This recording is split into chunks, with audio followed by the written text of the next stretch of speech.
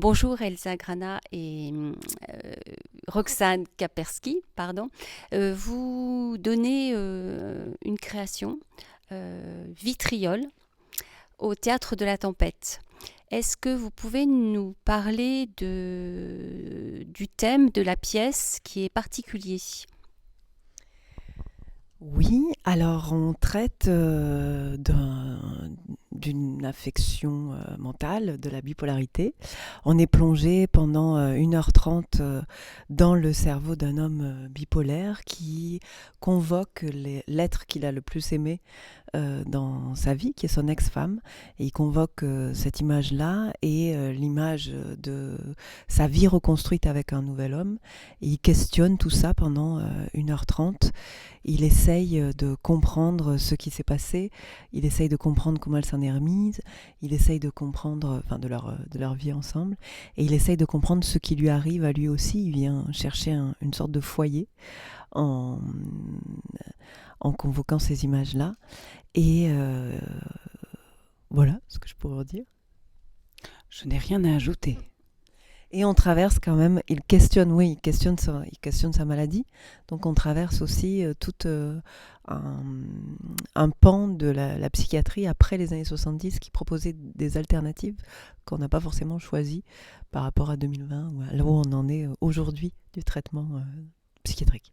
Et peut-être que ces questions à lui vont aussi amener les autres personnages à ouvrir d'autres questionnements sur ce qu'ils traversent, leur vie, l'amour, la reconstruction. Voilà, parce que c'est un personnage qui arrive et qui est fort, et cette crise-là est très forte, et du coup va faire un peu des déflagrations sur tous les gens au plateau, et la crise va traverser tout le monde. La pièce est fortement marquée, je trouve, par la notion de chaos. Comment avez-vous travaillé justement pour que le spectateur ressente ce que nous ressentons d'ailleurs, cette notion de chaos? Alors on a travaillé avec beaucoup de méticulosité pour construire pas à pas. C'est presque seconde après sonore, après sonore, seconde après seconde de façon sonore qu'on a voulu construire une dramaturgie comme ça, du chaos, effectivement. On a réglé comme un papier à musique un chaos, puisque c'est ce qu'il ressent.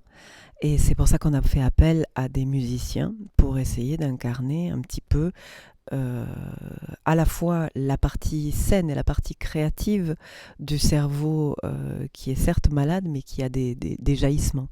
Et du coup, ces trois musiciens incarnent ça, une grande créativité. Et en même temps, on a absolument choisi des instruments acoustiques, c'est-à-dire percussion, violoncelle et flûte, des instruments qui souffrent pas la demi-mesure. C'est-à-dire qu'on peut pas, pour qu'ils sonnent, il faut taper dessus, quoi. Faut y aller. Et les voix, c'est pareil. Ça pousse les acteurs dans un retranchement où il faut parfois s'imposer, parfois accepter que non, ça marchera pas.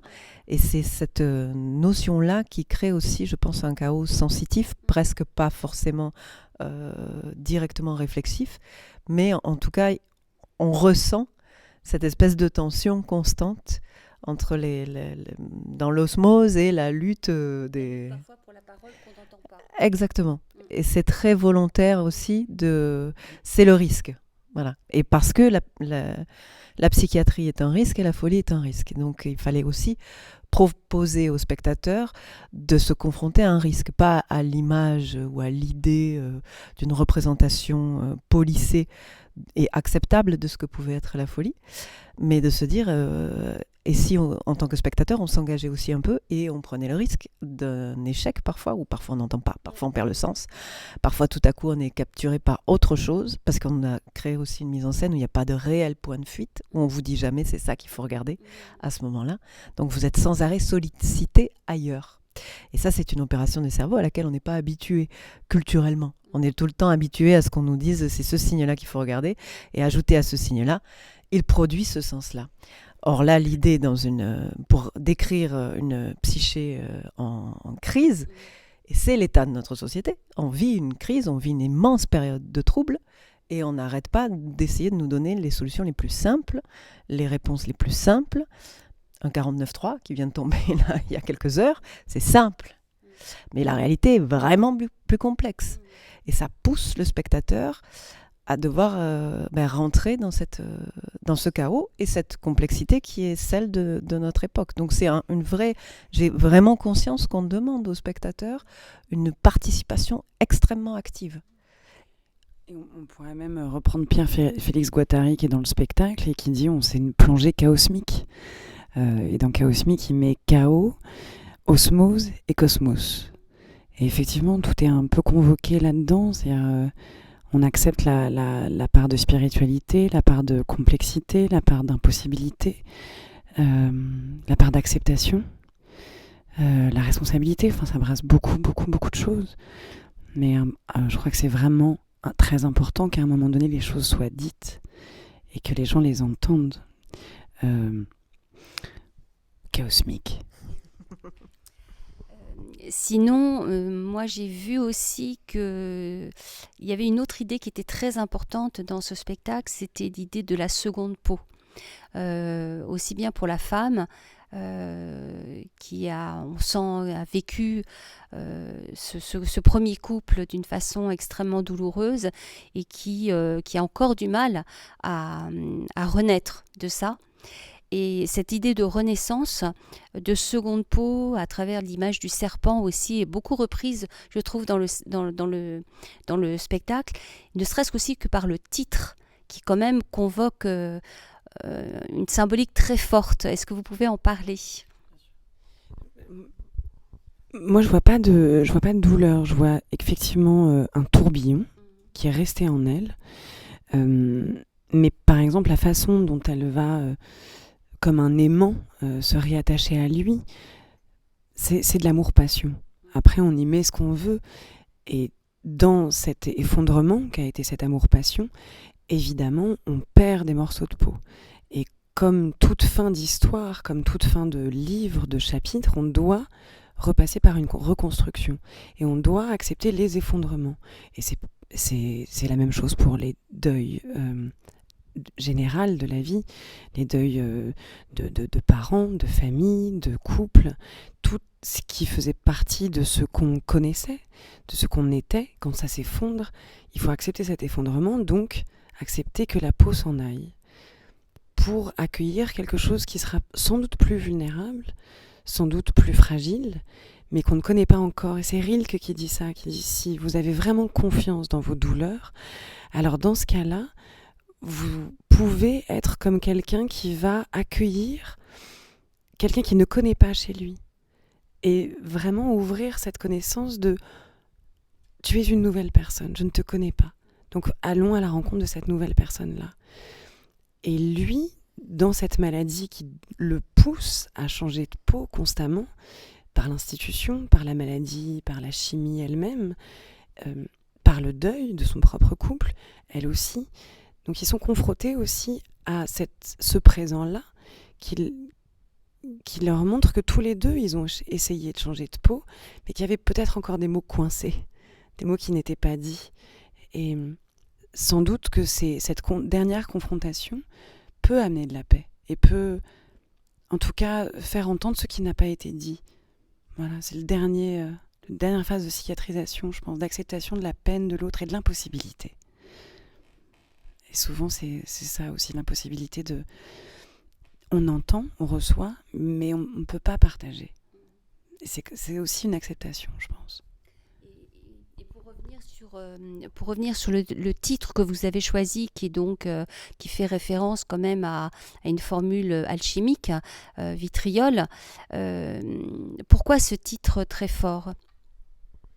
Alors c'est une continuité de ce que Roxane explique. C'est un moment où on a créé une sorte d'espace un peu chaudron qui est en demi-cercle et qui invite à une certaine fermeture, un certain huis clos. Après, derrière, on a mis un cyclo sur lequel se projette de la lumière et quelque chose de très éclairant, mais on est enfermé. Et là-dedans va se provoquer un processus qui est quasiment alchimique, puisque les gens vont changer de forme, changer d'état.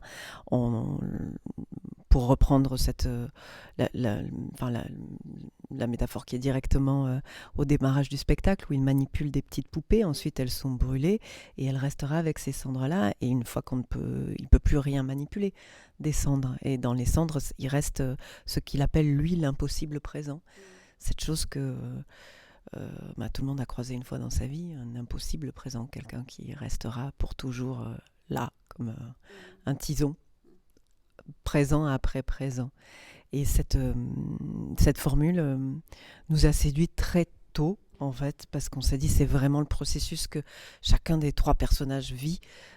Et pour elle, quand elle est à nouveau sous emprise, ça va être toute une déconstruction à faire, de changer son regard, de nettoyer son regard. Donc c'est vraiment là, pareil, une transformation pour arriver à comprendre qu'elle était liée par une passion qui reposait sur des fondements névrotiques et que le cercle ne se briserait jamais et qu'il faut absolument sortir du chaudron, faire un pas de côté pour que quelque chose d'autre advienne, sans quoi, bon, c'est long et on y passe tellement de temps. Voilà. Et pour finir, revenir sur votre manière de travailler à toutes les deux, puisque vous avez écrit le texte ensemble, et donc je voulais clarifier un petit peu, savoir comment vous aviez travaillé. Il y a des parties qui sont extrêmement poétiques, et puis d'autres plus documentées, mais voilà, c'était intéressant de savoir comment ce texte était né. Je suis partie, moi, 17 jours, il y a 3 ans, quelque chose comme ça, pour écrire Vitriol. J'avais dans l'idée, je suis pas très forte en dramaturgie. Et je sais qu'Elsa Grana, c'est la chance un petit peu que j'ai rencontrée dans ma vie, ma petite étoile. Et mon amour fou, notre travail qu'on avait fait ensemble, avait libéré une écriture. On avait vraiment écrit le texte beaucoup plus ensemble, toutes les deux, mon amour fou. Et là, j'ai eu l'envie, le courage aussi de me confronter à cette nouvelle écriture après mon amour fou. J'ai écrit beaucoup et quelques mois après, j'ai tout amené, tel un petit chiot, entre les babines sautillant, à Elsa. Et là, je lui ai dit maintenant, tiens. Et là, arrive un travail d'ami à ami, de grande confiance, où là, l'autrice que je suis va remettre de façon tellement confiante, parce que je sais qu'elle est brillante et qu'elle a ce qui est dans ce cerveau, ça ne se voit pas, mais ça vaut de l'or. Hein. Et donc, pareil, je me souviens très bien des moments où on était... c'était à la Cité internationale, dans une petite salle de répète, et on découpait plein de choses. Et elle me dit, alors ça tu prends, tu mets là, ça tu prends, tu mets là. Et j'avais même pas le temps de la suivre. Je disais, mais je comprends pas, là je le mets où? Et après je le mets où? Il y en avait partout. Et donc je la suis là-dedans, dans sa dramaturgie, dans son éclatement. Et après, elle fait ce qu'elle veut des mots. Et là où elle a été extrêmement intelligente, c'est de faire intervenir les paroles ces paroles-là de Deleuze, de Bassalia, de Guattari, qui ouvrent un champ. Et c'est là où je dis que c'est un génie de la dramaturgie. Moi, c'était très réaliste ce que j'avais fait. On ouvrait, l'ex était là. Donc, forcément, tout est très réaliste. Donc, on a en charge de prendre la folie, de crier, de s'énerver. Et là, qu'est-ce qui reste aux gens? Et c'est là où... Elsa Grana... Non, parce que l'idée pour moi, c'était d'arriver à en faire une crise festive, une crise absolument et vraiment théâtrale. Voilà. Il y a beaucoup de dérision, de l'humour aussi. Beaucoup. C'est l'humanité. Et pas surtout pas plomber les gens, ni plomber les acteurs. Et c'est très beau parce que j'ai eu un message d'Olivier très joli, donc celui qui joue Louis I, qui m'a dit des choses vraiment très belles où il n'avait jamais travaillé avec autant de bienveillance. Et sur le papier, et de joie, et sur le papier, c'est quand même un mec qui fait une crise bipolaire. Donc tu te dis, oh là là, l'acteur va s'intérioriser, se torturer le nœud, faire un truc... et se faire mal de tous les côtés. Et en fait, c'était juste une joie fondamentale de trouver tout ce qui allait rendre ça ludique. C'est pour ça que c'était très méticuleux à construire comme chaos.